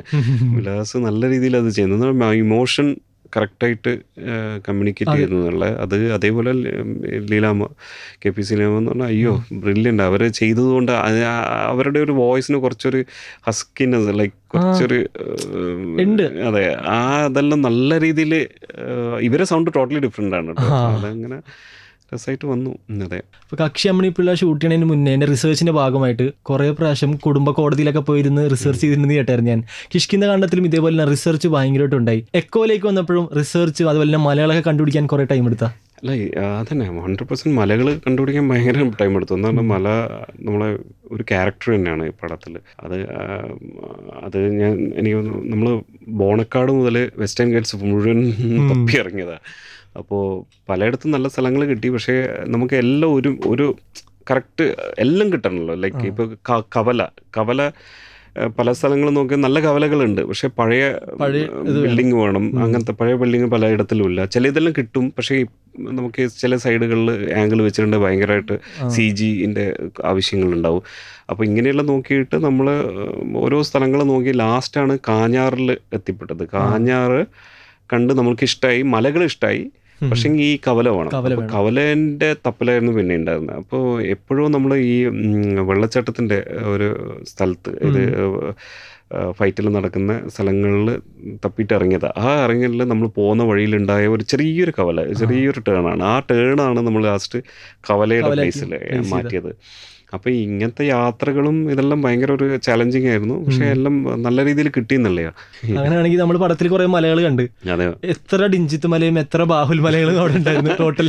അതാണ്, ബാഹുലും ഞാനും എപ്പോഴും ഇപ്പം നമ്മളെ പരിപാടി എന്ന് പറഞ്ഞാൽ എവിടെയെങ്കിലും ഒരു ലൊക്കേഷൻ വണ്ടി പെട്ടെന്നായിരിക്കും ബാഹുലിന് തോന്നുക ഇത് അത് നന്നായിട്ടുണ്ട്, അല്ലെങ്കിൽ ഞാൻ എനിക്ക് തോന്നുന്നു ആടാ അത് അവിടെ ഒരു മലയുണ്ടല്ലോ, അപ്പം നിർത്ത് എന്ന് പറയും. വണ്ടി നിർത്തും, ഓടല. ഞാനും ബാഹുലും ഇങ്ങനെ ഓടിക്കൊണ്ടേയിരിക്കും. മലകളിങ്ങനെ കയറി ഓടിക്കൊണ്ടിരിക്കും. ചില സമയം നമ്മൾ സ്പ്ലിട്ടാവും. അപ്പോൾ ഇതിൻ്റെ ബാക്കിലായിട്ട് നമ്മൾ ക്രൂ ഉണ്ടാവും. ഒന്ന് ഫസ്റ്റ് ഉണ്ടാകുന്നത് നമ്മളെ ഷാഫിക്കാണ്. ഷാഫി ചെമ്മാട് എന്ന് പറഞ്ഞാൽ നമ്മളെ കൺട്രോളർ. ഇങ്ങനത്തെ ഒരു കൺട്രോളർ എവിടെയും കിട്ടില്ല. അത്രക്ക് നമ്മളോട് ഈ ഓടിയിട്ട് മാത്രമല്ല, എല്ലാ പടത്തിൻ്റെ എല്ലാ ഡീറ്റെയിൽസും എല്ലാ സ്ക്രിപ്റ്റിൽ ഏത് കാര്യം ചോദിച്ചിട്ടുണ്ടെങ്കിൽ ഷാഫിക്ക് പറഞ്ഞു തരും. അത്രത്തോളം അതിനോട് കൂറാണ്, ഡീറ്റെയിലാണ്, ഇൻവോൾവ് ആണ്. അപ്പോൾ ആ ഷാഫിക്ക ഉണ്ടാവും, പിന്നിലുണ്ടാവും ജി നിങ്ങൾ ഓടിക്കോ ഞാൻ ബാക്കിൽ തന്നെ ഉണ്ടെന്ന് ജി എന്നാ വിളിക്കുക. അപ്പോൾ പിന്നിൽ ഇതേപോലെ തന്നെ നമ്മളെ ADs ഉണ്ടാവും, ജോബിൻ എന്നെല്ലാം പറഞ്ഞിട്ട് ജോബിൻ ഉണ്ടാവും, അഫ്നാസ് ഇല്ലെങ്കിൽ അങ്ങനെയുള്ള ടീംസ് എല്ലാം പിന്നിലുണ്ടാവും. അപ്പോൾ ഇത് ആർക്കാണ് ഏറ്റവും അപ്പോൾ ഓരോരാൾ കാണിച്ചു കൊടുക്കുന്ന മലകൾ അത് നമ്മൾ അപ്പം നമുക്ക് എന്താ പ്രശ്നം തന്നെ, ഈ മലകൾ നമ്മൾ നോട്ട് ഡൗൺ ചെയ്യണം. എന്ന് പറഞ്ഞാൽ ഇത് ഓരോ സീൻസ് നമുക്ക് ലൊക്കേഷൻ സീൻസ് എവിടെയാണ് ആവശ്യം, അപ്പോൾ ആ ഫോട്ടോസ് എടുത്ത് വെക്കും. ആ ഫോട്ടോന് ശേഷം നമ്മൾ എഴുതി വെക്കും, ഓക്കെ ഇത് ദിഞ്ചത്ത് കണ്ടുപിടിച്ച മലയാണ്. അപ്പോൾ എനിക്ക് ഡാൽജി മല എന്നാണ് എന്നെ ഇട്ടത്, അത് ജോബിനിട്ട പേരാണ് ഡാൽജി മല. അത് എന്തോ ഒരു ഇതുണ്ട്, അതിൻ്റെ സീക്രട്സ് ഒന്നും ഞാൻ പറയുന്നില്ല. ഡാൽജി മല. പിന്നെ ഉള്ളത് എന്ന് പറഞ്ഞാൽ മ്ലാത്തിമല, ഒബിയസ്ലി നമ്മൾ മ്ലാത്തിമലയായി. പിന്നെ ഉടുപ്പൂരി, ഡാൽജി മല എന്നിട്ടതിന് അതിൻ്റെ ഒരു വാശിയോടുകൂടി ഒരു ദിവസം ഇവൻ ജോബിൻ കണ്ടുപിടിച്ച മലയാണ്.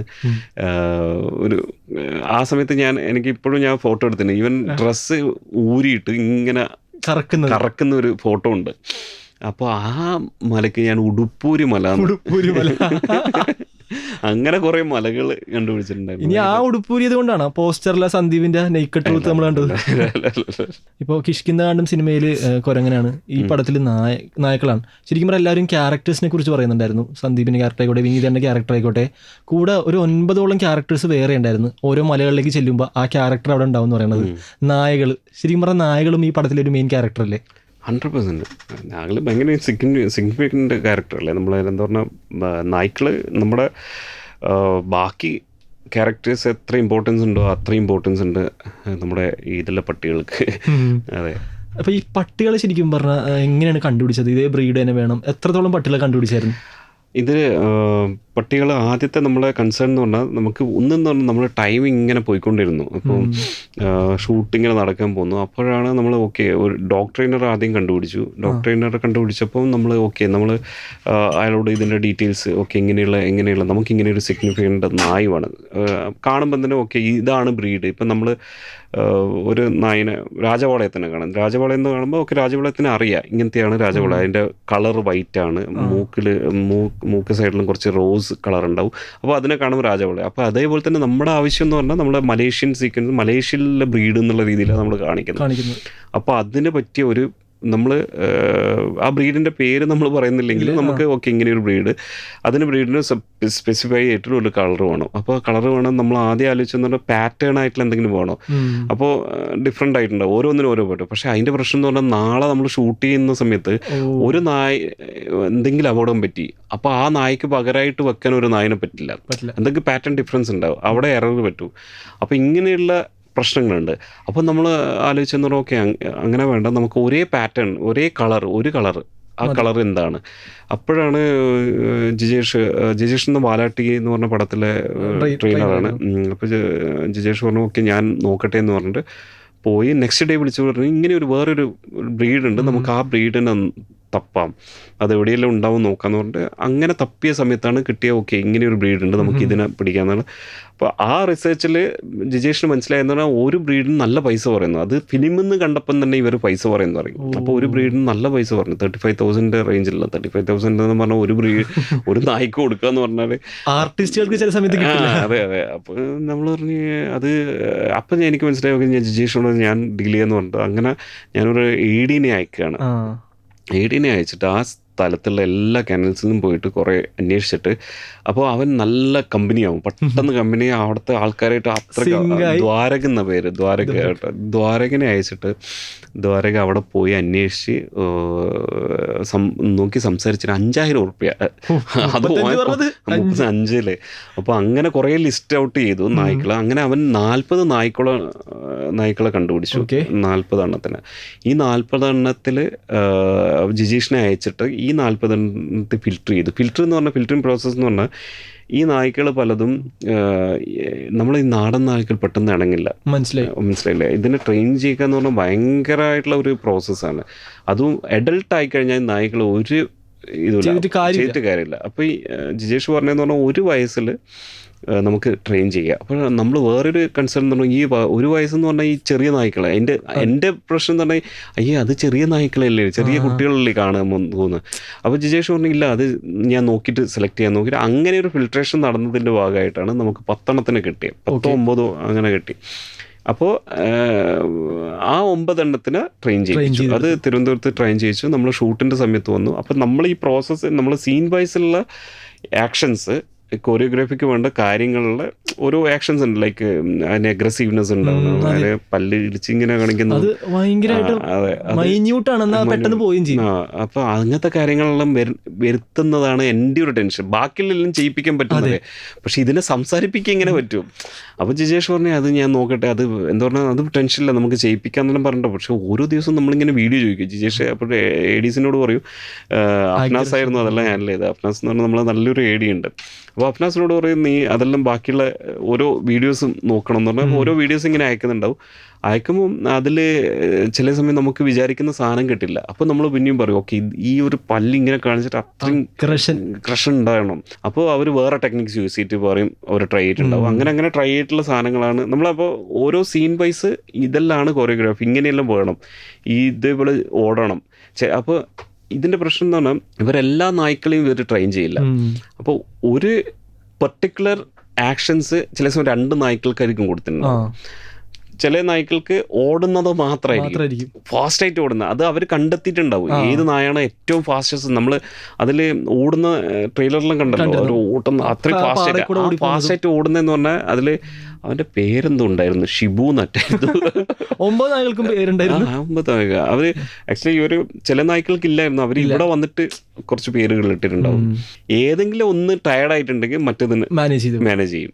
അപ്പോൾ ഈ ജമ്പ് ചെയ്യുന്ന നായ്ക്കള് അപ്പം അന്നല്ല ഷൂട്ടിൻ്റെ സമയത്ത് എനിക്ക് ഓർമ്മയുണ്ട്, ചില നായ്ക്കൾ ഓടിക്കളയും. അന്നൊരു ദിവസം ഒരു നായ ഓടിക്കളഞ്ഞു, ഇതിനെ കാണുന്നില്ല, ഇതിനെ തപ്പിയിട്ട് ഇവരിറങ്ങി എന്ന് പറഞ്ഞാൽ ഇതിന് കുറേ കഴിഞ്ഞ് എത്ര സമയം നമ്മൾ ഓരോ ട്രൈ ചെയ്യിപ്പിക്കും. പിന്നെ അവനെ ഇരട്ടയിൽ ഞാൻ ഒരു നിങ്ങളെ കളിക്കുന്നു ഞാനില്ല എന്ന് പറഞ്ഞിട്ട് മച്ചനങ്ങ് ഓടിയിട്ട് അതിനെ തപ്പിയിട്ട് ഒരു ദിവസം കണ്ടിട്ടില്ല. നെക്സ്റ്റ് ഡേ സെയിം പ്ലേസിൽ അത് വന്നിട്ട് നിന്നു എന്ന് പറഞ്ഞാൽ കറക്റ്റായിട്ട് വന്ന് നിന്നു എന്നുള്ളത്. അങ്ങനെ കുറേ നല്ല ഇൻട്രസ്റ്റിംഗ് ഇൻസിഡൻസ് എല്ലാം ഉണ്ടായി. ഇവരെ എങ്ങനെ മാനേജ് ചെയ്ത്? അതായത് ക്ലൈമറ്റ് നോക്കുവാണെങ്കിൽ തന്നെ ഭയങ്കര കോടയും മഞ്ഞും കൂടുണ്ടായിരുന്നു ഞാൻ കേട്ടായിരുന്നു.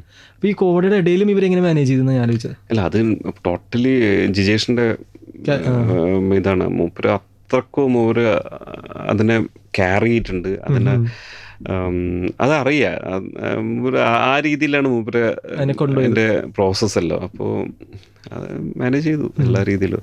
പിന്നെ അതന്നെ മഴയത്ത് മോസ്റ്റ്ലി നായ്ക്കൾ അങ്ങനെ നിൽക്കില്ല, പക്ഷേ നമ്മൾ നിർത്തി. നേരത്തെ ഒരു വീഡിയോയിൽ പറയണ്ടായിരുന്നു, അതായത് ആ മരം സന്ദീപ് കയറുന്ന മരം സെറ്റാണെന്നുള്ളത്. അപ്പോൾ വീട് കാണാൻ ഭയങ്കര രസമാണ്. വീടിലെ മരങ്ങളും സെറ്റാണ്, വീടിന്റെ മുന്നിലുള്ള എല്ലാ മരങ്ങളും സെറ്റാണ്. ഓളി അവിടെയുള്ള പച്ച ഇലകളുള്ള ചെടികൾ, ഈവൻ അങ്ങനത്തെ ചെടികൾ പോലും ഫിറ്റാക്കിയിട്ടുണ്ട്. പക്ഷേ ബാക്കിയുള്ള എല്ലാം കുറച്ച് ചെറിയ സാധനങ്ങൾ മാത്രമേ സെറ്റില്ലാണ്ട്. ഇതിൽ മലകൾ പോലും സെറ്റിൽ, ഞാൻ ഇതിൽ എന്തോ പറഞ്ഞിട്ടുണ്ട്, മലകൾ മാത്രമാണ് സെറ്റില്ലാത്ത. ക്ലൈമറ്റ് ഭയങ്കരമായിട്ട് കാറ്റുണ്ടായിരുന്നു കഴിഞ്ഞ ദിവസം പറയണ്ടായിരുന്നു. ഭയങ്കര കാറ്റായിരുന്നു, ഭയങ്കര മഞ്ഞായിരുന്നു. അപ്പോൾ ആ വീട് ശരിക്കും അവിടെ എങ്ങനെ ഉറച്ചെന്ന് ഞാൻ ആലോചിച്ചത്. സെറ്റാണെങ്കിൽ അതെ, അതെല്ലാം നമ്മളെ സജീഷ് താമരശ്ശേരിയുടെ ഏറ്റവും എന്താ പറയുക കഴിവാണ് സത്യം പറഞ്ഞാൽ. അത്രയും ടാലൻറ്റഡ് ആർട്ട് ഡയറക്ടറാണ് സജീഷ്. മൂപ്പരൊരു ഉൾക്കാഴ്ചയാണ്, ലൈക്ക് ഓക്കെ ഇങ്ങനെയുള്ള ഒരു പാറപ്പുറത്ത് ഇങ്ങനെ ഒരു വീട് സെറ്റ് ചെയ്യുന്നുണ്ടെങ്കിൽ അത്ര ബേസ് ഉണ്ടാവണം. അപ്പോൾ ബേസ് ഉണ്ടാവണമെന്ന് മാത്രമല്ല, അത് കാറ്റ് ഹെവി വിൻഡ് വന്നാൽ അന്ന് ചെയ്യുന്ന സമയത്ത് അത്ര കാറ്റില്ലായിരുന്നു. അപ്പോൾ മേൽക്കൂരിയും നല്ല പ്രോപ്പർ സ്ട്രോങ്നെസ് ഉണ്ടെങ്കിൽ കറക്റ്റായിട്ട് ആ വീട് പിടിച്ചു നിൽക്കുള്ളൂ. അത് നോർമൽ ഒരു സെറ്റാണെങ്കിൽ എനിക്ക് തോന്നുന്നില്ല നമ്മൾ ആ മഴയത്ത് നിൽക്കുന്നുള്ളത്. ഓൺലി ഓട് മാത്രമേ പാറിപ്പോയിട്ടുള്ളൂ. ഷൂട്ടിൻ്റെ സമയത്ത് സജീഷ് തന്ന ഒരേ ഓട് പാറും, പക്ഷെ വീട് പറയില്ല, വീട് അവിടെ തന്നെ ഉണ്ടാവും, അത്രയ്ക്ക് സ്ട്രോങ് ആണ്, നിങ്ങൾ ഒരു ടെൻഷൻ ഓടിക്കണ്ടെന്ന് പറഞ്ഞു. അപ്പോൾ അങ്ങനത്തെ കാര്യത്തിൽ സജീഷിൻ്റെ ഒരു കയ്യൊപ്പാണത്. കറക്റ്റായിട്ട് അത്രയും ബേസ് ഉണ്ടാക്കി, ആ ബേസിൻ്റെ മേലെ അതിൻ്റെ മച്ച് അത്രയും പിന്നെ മച്ച് നമ്മൾ അതിൻ്റെ മുകളിലാണല്ലോ ഫ്യൂസ് കിടക്കുന്നത്, അത് അവൻ്റെ ഒരു വേൾഡാണ്. അപ്പോൾ അതും ഒരു സ്ട്രോങ് ആക്കിയിട്ട് വെക്കണം എന്നുള്ള നമ്മുടെ നീഡാണ് നമ്മുടെ സ്ക്രിപ്റ്റ് വൈസ്. അപ്പോൾ അതെല്ലാം പക്കവ ആക്കിയോണ്ട് നമുക്ക് വേറെ ടെൻഷനൊന്നും ഉണ്ടായില്ല, വീട് സുഖമായിട്ട് നിന്നു എന്നുള്ളതാണ്. ഇപ്പം അതിനകത്ത് നോക്കുവാണെങ്കിൽ തന്നെ ഭയങ്കര രസമാണ് അവർ തമ്മിൽ നോക്കണതും ചേട്ടത്തിയും സന്ദീപും നോക്കണത്. അത് ആക്ച്വലി സ്ക്രിപ്റ്റിൽ തന്നെ അങ്ങനെ ആയിരുന്നു. ഇല്ല, സ്ക്രിപ്റ്റിൽ ആക്ച്വലി ഇവർ ഫ്യൂസ് പുറത്ത് കിടക്കുന്നതായിരുന്നു, വരാന്തയിൽ കിടക്കുന്ന പോലെയായിരുന്നു സ്ക്രിപ്റ്റ് വൈസ്, അവിടെ നിന്ന് സംസാരിക്കുന്ന പോലെയായിരുന്നു.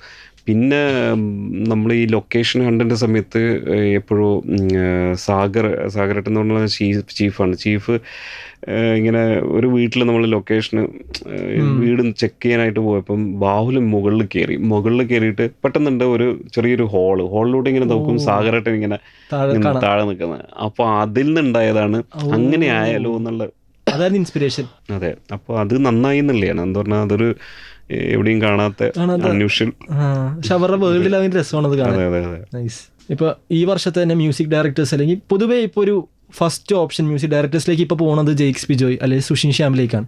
മുജീബ് മജീദിനെ എവിടെ വെച്ചാണ് കണ്ടുപിടിച്ചത് ആദ്യമേ? കാരണം കിഷ്കിന്ധാകാണ്ഡത്തിലും എക്കോയിലും മുജീബ് മജീദാണ്. അല്ല, മുജീബിന് ആക്ച്വലി ബാഹുല് ഓൾറെഡി പരിചയമുണ്ട്. എന്ന് പറഞ്ഞാൽ ബാഹുലിൻ്റെ ഒരു ഷോർട്ട് ഫിലിം ഉണ്ട്, ബിനോയ് രവീന്ദ്രൻ എന്നൊരു ബാഹുലിൻ്റെ ഏട്ടൻ ഡയറക്റ്റ് ചെയ്ത് ഗ്രേസ് വില്ല എന്ന് പറഞ്ഞിട്ട്, ആ ഗ്രേസ് വില്ലയിലാണ് മുജീബ് മ്യൂസിക് ചെയ്തത്. അപ്പോൾ അന്നത്തെ മുതലുള്ള ഒരു പരിചയം. അപ്പം അതിങ്ങനെ പോകുന്നുണ്ട്. അതിന് ശേഷം നമ്മുടെ ഈ പടത്തിൽ കിഷ്കിന്ധാകാണ്ഡത്തിൽ വന്നതെന്ന്, കിഷ്കിന്ധാകാണ്ഡം ആദ്യം നമ്മുടെ സുഷിനായിരുന്നു ചെയ്യേണ്ടിയിരുന്നത്. അപ്പോൾ സുഷിൻ എല്ലാം കണ്ട് ഇഷ്ടപ്പെട്ടു, ചെയ്യാമെന്നെല്ലാം പറഞ്ഞു നിന്ന് അതിനുശേഷം കിഷ്കിന്ധാകാണ്ഡം കുറച്ച് ഡിലേ ആയി, അതിൻ്റെ ഷൂട്ട് ഡിലേ ആയി, അതിൻ്റെ ഇതെല്ലാം നല്ല രീതിയിൽ ഡിലേ ആയതിനു ശേഷം പിന്നെ സുഷിൻ നല്ല തിരക്കായി. ആ സമയത്ത് കുറേ പടങ്ങളുണ്ടായിരുന്നു. അപ്പോൾ അവന് നമ്മുടെ പ്രോജക്റ്റ് എടുക്കാൻ പറ്റാത്തൊരവസ്ഥയായി. അങ്ങനെ നിൽക്കുമ്പോഴാണ് ബാഹുൽ ഇങ്ങനെ ഈ മുജീബിൻ്റെ കാര്യം പറയുന്നത്. മുജീബുണ്ട്, നമുക്ക് ഒന്ന് ട്രൈ ചെയ്താലോ. ആദ്യം നമുക്ക് എപ്പോഴും ഒരു ടെൻഷനുണ്ട്, പക്ഷേ ബാഹുലിന് ഭയങ്കര വിശ്വാസമായിരുന്നു മുജീബിനെ കൊണ്ട് ചെയ്തെടുക്കാൻ പറ്റും എന്നുള്ളത്. എന്താ പറഞ്ഞാൽ നമുക്ക് ഒപ്പത്തിനൊപ്പം നമുക്ക് ഇരുന്ന് പറഞ്ഞ് ചെയ്യിപ്പിക്കാനും ചില കാര്യങ്ങളെല്ലാം അത് നല്ല ടാലൻ്റ് ഉണ്ടെന്ന് പറഞ്ഞപ്പോൾ ഓക്കെ ഫൈൻ നമുക്ക് ട്രൈ ചെയ്ത് നോക്കാം എന്നുള്ളത് പറഞ്ഞു. പ്രൊഡ്യൂസറും ഹാപ്പി ആയിരുന്നു. അങ്ങനെയാണ് കിഷ്കിന്ധാകാണ്ഡത്തിന് ശേഷം പിന്നെ പറയണ്ടല്ലോ, രേഖാചിത്രം എല്ലാം ഹിറ്റ്. അവൻ്റെ നല്ല കഴിവുള്ള, ഞാനെപ്പോഴും ഹാൻസിമർ എന്നെല്ലാം കളിയാക്കാറുണ്ട്. നമ്മളെ ഹാൻസിമർ മുജീബ് മജീദ് കേൾക്കുമ്പോ പ്രൗഡ് മൊമെന്റ്. ഞാനിപ്പോഴും ലൂപ്പിലാണ് മറ്റേ വാനലോകമില്ലേ കിഷ്കിന്ധാകാണ്ഡം, ആ പാട്ട് എന്ത് രസമുള്ള. ഞാൻ ഇപ്പോഴും ആ പാട്ടിൽ ലൂപ്പിലാണ് ഇപ്പോഴും. ഞാൻ ഇന്നും കൂടെ ഡിഞ്ചിത്ത് നേരിട്ടപ്പോഴത്തേന് ഞാൻ ആ പാട്ട് വെച്ചിട്ട് എനിക്ക് ആ ഒരു ഫീൽ, ആ പടത്തിന്റെ ആ ഭയങ്കര റിഫ്രഷിങ് ആയിരുന്നു. അതേപോലെ തന്നെ പടത്തിന് എക്കോനെ തന്നെ നമ്മളൊരു പോയിന്റ് എത്തുമ്പോൾ ടുവേർഡ്സ് എൻഡിങ്ങിലേക്ക് പോകുമ്പോൾ നമ്മൾ ഹൈ ആയിക്കൊണ്ടിരിക്കും. അത് ആക്ച്വലി നായയുടെ കുരവായിക്കോട്ടെ അല്ലെങ്കിൽ ആ മഞ്ഞിൻ്റെയും ആ ഓരോ ഇതിന് പോകുന്ന ഒരു സൗണ്ട് ഉണ്ട്. ഓഡിയോഗ്രാഫർ വിഷ്ണു ഗോവിന്ദ്, വെരി ടാലന്റഡ് ഗൈ, ഭയങ്കര വലിയ, ഞാനിപ്പോഴും വിശ്വസിക്കുന്നത് അത് വലിയൊരു കോളായിരുന്നു വിഷ്ണു ഗോവിന്ദനെ നമ്മൾ സെലക്ട് ചെയ്യാന്ന്. അതാണ് വിഷ്ണുവിൻ്റെ പറയുമ്പോൾ ഞാൻ റീസെൻ്റ്ലി നമ്മൾ ഈ നായയുടെ കാര്യം തന്നെ, നായയുടെ സൗണ്ടെല്ലാം എന്ന് പറഞ്ഞാൽ ഭയങ്കര ലേഡാണ്. നമ്മൾ കേൾക്കുന്ന സൗണ്ടിൻ്റെ അപ്പുറം അവർ വർക്കൗട്ട് ചെയ്തിട്ടുണ്ട് അതിൻ്റെ കുറേ കാര്യങ്ങൾ, അഗ്രസീവ് ഇതെല്ലാം സാധനങ്ങളെല്ലാം. അപ്പോൾ അപ്പോൾ ഇതിൻ്റെ സൗണ്ട് നമ്മൾ ഓൾറെഡി റെക്കോർഡ് ചെയ്തതാണ്. അപ്പോൾ ഷൂട്ടിൻ്റെ സമയത്തിന് സൗണ്ട് റെക്കോർഡ് ചെയ്തതാണ്. അപ്പോൾ നമ്മൾ വിഷ്ണുവിനോട് ഞാൻ പറഞ്ഞിട്ടുണ്ടായിരുന്നു ഈ റെക്കോർഡ് സൗണ്ട് നമ്മൾ എല്ലാ നായയുടെ ഉണ്ട് എന്ന് പറഞ്ഞിട്ട് കൊടുത്തിട്ട് വിഷ്ണു കുറച്ച് ദിവസം കഴിഞ്ഞിട്ട് ഷാഫിഖാനോട് പറഞ്ഞു ഇങ്ങനെ എല്ലാ സൗണ്ട് പിന്നെ റെക്കോർഡ് ചെയ്യണമെന്ന് പറഞ്ഞു. അപ്പം ഞാൻ ചോദിച്ചു, അപ്പം നമ്മൾ എപ്പോഴും ഞാൻ ഈ പ്രൊഡക്ഷൻ സൈഡും ഇതായതുകൊണ്ട് എന്താ പ്രൊഡ്യൂസർ നമ്മളെ എപ്പോഴും ആ ചിന്ത കോൺഷ്യസ് ആണ്. അപ്പോൾ റെക്കോർഡ്, അപ്പം വിഷ്ണു പറഞ്ഞു അത് ഇവിടെ പോയിട്ട് ആ സ്ഥലത്ത് തന്നെ പോയിട്ട് റെക്കോർഡ് ചെയ്യണം ആ നായ്ക്കളെ. ഞാൻ ചോദിച്ചാൽ അപ്പോൾ എന്താ എനിക്ക് മനസ്സിലായി. അപ്പോൾ വിഷ്ണുവോട് ഞാൻ ചോദിച്ചു, വിഷ്ണു എന്താണ് നമുക്ക് ഇവിടുത്തെ നായ്ക്കളെ തന്നെ സെയിം നമ്മുടെ നാടൻ നായ തന്നെയല്ലേ, അതിന് മതിയില്ലേ എന്നുള്ള ഒരു സാധനം ചോദിച്ചു. അപ്പം വിഷ്ണു പറഞ്ഞു അയ്യോ അല്ല, അത് ടോട്ടലി ഡിഫറെൻ്റ്, ആ സൗണ്ട് വേറെയാണ്. എന്താ പറഞ്ഞാൽ അത്രത്തോളം ഡീറ്റെയിൽഡ് ആണ് വിഷ്ണുവിൻ്റെ. എന്താ പറഞ്ഞാൽ അവർ കേൾക്കുന്ന. പിന്നെ വിഷ്ണുവിൻ്റെ എക്യുപ്മെൻറ്റ്സ് കുറച്ചും കൂടി ഹയർ ആൻഡ് ഇതാണ്, അതിൽ ചെയ്യുന്നതിൻ്റെ ഒരു ഡിഫറൻസ് ഉണ്ടാവാം. പക്ഷേ അത്രത്തും മൈന്യൂട്ടായിട്ട് എടുക്കുന്നയാളാണ്. അതിൻ്റെ ഡിഫറൻസ് പോലും മൂപ്പർക്ക് മനസ്സിലാവുന്നുള്ളതാണ്. അതിന് ശേഷം നമ്മുടെ കാറിൻ്റെ സൗണ്ടിൽ വണ്ടി പഴയ വണ്ടിയാണ്. അപ്പോൾ വിഷ്ണു ഈ സൗണ്ട് നമ്മൾ ഓൾറെഡി റെക്കോർഡ് ചെയ്തത്. അപ്പോൾ അത് നമ്മൾ കൊടുത്തപ്പോൾ വിഷ്ണു പറഞ്ഞില്ല, അത് പിന്നെയും ഒന്നും കൂടി റെക്കോർഡ് ചെയ്യണ്ട, എന്താ സംഭവം എന്ന് പിന്നെയും നമ്മൾ ചോദിച്ചു. എന്താ ഇതെന്ന് പറഞ്ഞാൽ അത് സെപ്പറേറ്റ് പിന്നെയും ഒരു ദിവസമല്ലേ, ഡേ ആണല്ലോ. അപ്പോൾ റെക്കോർഡ് ചെയ്യും. അപ്പോൾ വിഷ്ണു പറഞ്ഞതെന്ന് പറഞ്ഞാൽ ഇല്ല, അതിൻ്റെ എഞ്ചിന് അത് എനിക്കൊന്ന് ഷാഫിക്കാൻ തോന്നുന്നു പറഞ്ഞേ അതിൻ്റെ എഞ്ചിൻ ആക്ച്വലി പുതിയ എഞ്ചിനാന്ന് തോന്നുന്നു. അപ്പോൾ എഞ്ചിൻ്റെ സൗണ്ട് എന്ന് പറഞ്ഞാൽ പുതിയ എഞ്ചിൻ്റെ സൗണ്ട് വേറെയാണല്ലോ. അപ്പോൾ പഴയ എഞ്ചിൻ തന്നെ വേണം, പഴയ വണ്ടി വേണം. അപ്പോൾ അങ്ങനത്തെ കാര്യങ്ങളുള്ള ഡീറ്റെയിലിംഗ് ആണ് നമുക്ക് ഇപ്പം കാണുന്നത്. ഇമ്പാക്റ്റ് അത് എനിക്ക് മനസ്സിലായെന്ന് പറഞ്ഞാൽ അവർക്ക് ആ പ്രോഡക്റ്റിനോട് അല്ലെങ്കിൽ ആ സ്ക്രിപ്റ്റിനോടുള്ള ഇഷ്ടമാണ്, കണ്ടന്റിനോടുള്ള ഈ ആയിട്ടുള്ള ഇഷ്ടമില്ലേ. ഓക്കെ, ഇതിനെ നമുക്ക് അത് വിഷ്ണു അത് മുന്നേയും പറഞ്ഞതാണ്. ഞാൻ ഇത് അത്രത്തോളം ഇഷ്ടപ്പെടുന്നു, അതുകൊണ്ടാണ് ഞാൻ ഇതിൽ ഇന്നുള്ളത്. അപ്പോൾ അത് എല്ലാ ആർട്ടിസ്റ്റ് ആയാലും ക്രൂ ആയാലും എല്ലാവരും ഇത് ഈ ഒരു സംഭവം എക്കോ എന്ന് പറഞ്ഞ മൂവിനോടുള്ള ഇഷ്ടമാണ് ഇവിടെ. ആ ഇഷ്ടം നമുക്കിപ്പം കാണുന്നുണ്ട്, ഓഡിയൻസിൽ നിന്ന് കിട്ടുന്നുണ്ട്. ഇപ്പോൾ ശരിക്കും കക്ഷിയാമ്പിള്ള അത് ഫാമിലി ഫിലിമാണ്, എൻ്റർടൈനിങ് ഫിലിമാണ്. അതേപോലെ തന്നെ ഒരു ഫിലിം ഇനി പ്രതീക്ഷിക്കാൻ പറ്റുമോ ഉടനെ? ഇല്ല, ഞാൻ അങ്ങനെ ജോണർ ലൈക്ക് ഈ ജോണറാണ് ചെയ്യുക എന്നുള്ള അങ്ങനെ ഒരു ടാഗ് എനിക്ക് എവിടെയും വേണ്ടെന്നുള്ള വിശ്വസിക്കുന്നയാളാണ്. എപ്പോഴും ഞാൻ ഡിഫറെൻ്റ് ആയിട്ടുള്ള എന്തെങ്കിലും ട്രൈ ചെയ്യണം. ഇപ്പോൾ ഹൊറർ ചെയ്യണമെന്ന് ആഗ്രഹമുണ്ട്, അല്ലെങ്കിൽ ഒരു എൻ്റർടൈൻമെൻറ്റ് ഇതായിട്ടുള്ള മാസ് ചെയ്യണമെന്ന് എല്ലാ ആഗ്രഹങ്ങളുണ്ട്. പക്ഷേ ഇപ്പോഴത്തെ ഒരു അവസ്ഥയിൽ നമുക്കൊരു ടാഗ് കൊടുത്തിട്ടുണ്ട്. അത് ഓക്കെ, മിസ്റ്ററി അല്ലെങ്കിൽ ത്രില്ലർ ജോണർ അങ്ങനെ ഒരു ടാഗ് കൊടുത്തിന്. ആ ടാഗ് എങ്ങനെയെങ്കിലും ബ്രേക്ക് ചെയ്യണമെന്ന് ആഗ്രഹമുണ്ട്. എപ്പോഴാണെന്നറിയില്ല.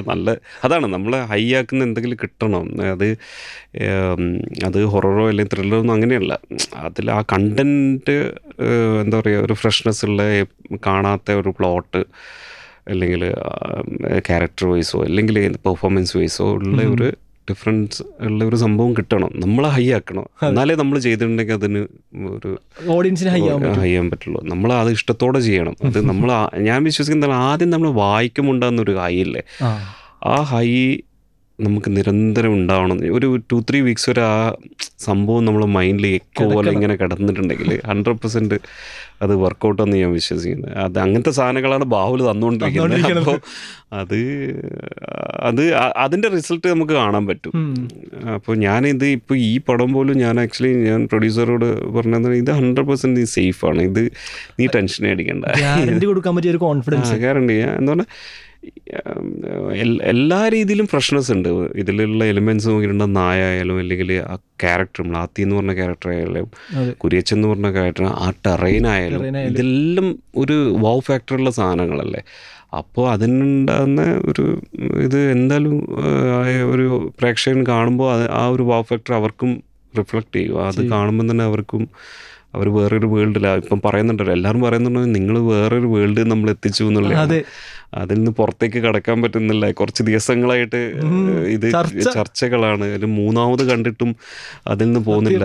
അങ്ങനെ അത് കേൾക്കുമ്പോൾ ഭയങ്കര സന്തോഷം. പല ആൾക്കാർ ഇന്ന് തന്നെ ഷുക്കൂർ വക്കീല് വിളിച്ചിട്ട് നെഞ്ചത്ത് ഞാൻ കണ്ടിട്ട് എനിക്ക് ഇത് ഇറക്കി ഇത് പോകുന്നില്ല, ഇതിങ്ങനെ കിടന്നിട്ട് നിൽക്കുകയാണ്, ഇങ്ങനെ നിന്നുകൊണ്ടിരിക്കുകയാണ്. അത് നിങ്ങളുടെ ഒരു സക്സസ് ആണെന്ന് പറഞ്ഞിട്ട് ഭയങ്കര അങ്ങനെ കുറേ ആളുകൾ ഇങ്ങനെ വിളിച്ചുകൊണ്ടിരിക്കുന്നത്.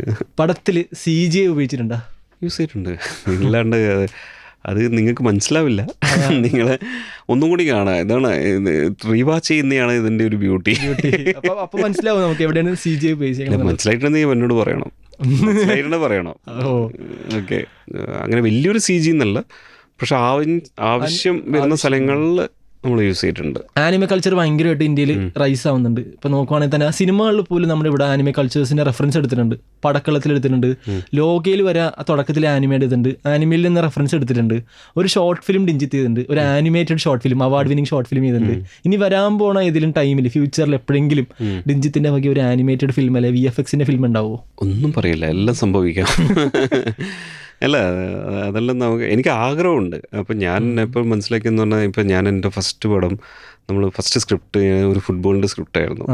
അപ്പോൾ ആ ഫുട്ബോൾ സ്ക്രിപ്റ്റ് എന്ന് പറഞ്ഞാൽ ഭയങ്കരം CG എല്ലാം ചെയ്യേണ്ട സ്ക്രിപ്റ്റാണ്. അപ്പോൾ അന്ന് അത് എനിക്കൊന്ന് ആസിഫിനോടാണ് ഞാൻ ആദ്യം പറഞ്ഞത്. അപ്പോൾ ആസിഫ് അന്ന് ഞാൻ AD ഒന്നും ഒന്ന് അസിസ്റ്റൻ്റ് ആയിട്ടില്ലായിരുന്നു, AD ആയിട്ട് എവിടെയും വർക്ക് ചെയ്തിട്ടില്ല. അപ്പോൾ ഇവർക്കുള്ള ഒരു ടെൻഷൻ എന്ന് പറഞ്ഞാൽ നമ്മൾ എന്ത് ചെയ്യും എന്നുള്ള ഇവർ കണ്ടിട്ടില്ല. ഞാൻ ആകെ എൻ്റെ ഈ ഷോർട്ട് ഫിലിമാണ് കാണിച്ചത്, ഈ ആനിമേറ്റഡ് ഷോർട്ട് ഫിലിം. പക്ഷെ അതിൽ ഭയങ്കര ഇമ്പ്രസ്ഡ് ആയിരുന്നു കേട്ടോ ആസി.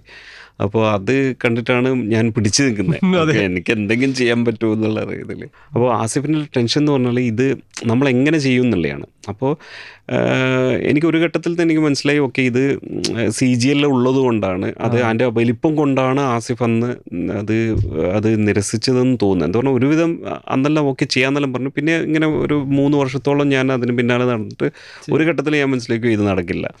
അതിനുശേഷമാണ് കക്ഷി അമ്മിപ്പിള്ള എന്ന് പറഞ്ഞ ചെറിയൊരു ത്രെഡ് ഞാൻ ആസിഫിന് പറഞ്ഞു കൊടുക്കുന്നത്. അതിനുശേഷം നമ്മൾ ഡെവലപ്പ് ചെയ്ത് കക്ഷി. അപ്പോൾ ആ ത്രെഡ് പറയുമ്പോൾ ആസിഫ് നമുക്ക് ചെറിയ പടം ചെയ്യാമെന്ന് പറഞ്ഞു. അപ്പോൾ ആസിഫിൻ്റെ ചിന്ത എന്ന് പറഞ്ഞാൽ നമ്മൾ ആദ്യം ചെറിയ പടം ചെയ്യുക, എന്നിട്ട് അത് നല്ലതാണെന്ന് ഞാൻ ഇപ്പോൾ വിശ്വസിക്കുന്നത്. അന്ന് ഞാൻ ചില സമയം അത് ചെയ്തിട്ടുണ്ടായിരുന്നെങ്കിൽ അത് പാളിപ്പോയിട്ടുണ്ടാവും. പക്ഷേ ഞാൻ വിശ്വസിക്കുന്ന പറഞ്ഞാൽ നമ്മൾ ചെറുതായിട്ട് ചെറിയ ചെറിയ CGs എല്ലാം തുടങ്ങിയിട്ട് നമുക്കൊരു വെക്കാനുള്ള ഒരു ഇടം വേണമല്ലോ. ഇപ്പോൾ ഒരു സ്റ്റാൻഡ് ആയതിനു ശേഷം നല്ല രീതിയിലേക്ക് അങ്ങോട്ടേക്ക് പോകാന്നുള്ള തോട്ടിലാണ് ഞാനിരിക്കുന്നത്. അപ്പോൾ ഇനിയും സംഭവിക്കാം, നല്ല സബ്ജക്റ്റ് വന്ന് അത് തന്നെ എല്ലാത്തിലും കണ്ടൻറ്റാണ് കിങ്. അപ്പോൾ അത് നല്ലൊരു സാധനം കിട്ടിയാൽ ഓക്കെ അതിന് പരിശ്രമിച്ചിട്ട് അത് ചെയ്തെടുക്കുക എന്നുള്ളതേ ഉള്ളൂ. ആക്ച്വലി ഇപ്പോഴത്തെ പലതും നമ്മളിപ്പോൾ AI വന്നിട്ട് ഭയങ്കരമായിട്ട് വേറൊരു ലെവൽ ഓഫ് ഫിലിം മേക്കിംഗ് ആണ് വരാൻ പോകുന്നത്. അപ്പം നമ്മൾ ഇപ്പോൾ എനിക്ക് ഓർമ്മയുണ്ട് വേറൊരു സബ്ജക്റ്റ് മുന്നേ നമ്മൾ പ്ലാൻ ചെയ്തതായിരുന്നു. അന്ന് അത് ആലോചിക്കുമ്പം വലിയൊരു സബ്ജക്റ്റായിട്ട്, ഇന്ന് അത് വലിയ സബ്ജക്റ്റ് തന്നെയാണ്, പക്ഷെ നമുക്ക് ഈസി ആയിട്ട് പലതും ചെയ്യാൻ പറ്റുന്നുള്ള ഈ പടത്തോടുകൂടി എനിക്ക് മനസ്സിലായിരിക്കും. ഈ പടം ഇറങ്ങുമ്പോൾ അധികം ഹൈപ്പോ അധികം ഇതൊന്നും ഉണ്ടായിരുന്നില്ല. ഒരു മാസം തുടങ്ങുന്നു, അപ്പം തന്നെ അതിന്റെ ഫസ്റ്റ് ടൈറ്റിൽ റിവീൽ ചെയ്യുന്നു, പോസ്റ്റർ റിവീൽ ചെയ്യുന്നു, ടീസർ റിവീൽ ചെയ്യുന്നു, പടം റിലീസ് ചെയ്യുന്ന തൊട്ട് മുന്നേ തന്നെ ട്രെയിലർ റിവീൽ ചെയ്യുന്നു. എല്ലാം പെട്ടെന്നായിരുന്നു, ഹൈപ്പൊന്നും കൊടുത്തില്ല. ആക്ച്വലി അത് നിങ്ങളൊരു പ്ലാനിങ് ആയിരുന്നു, ഒരു സ്ട്രാറ്റജി ആയിരുന്നു.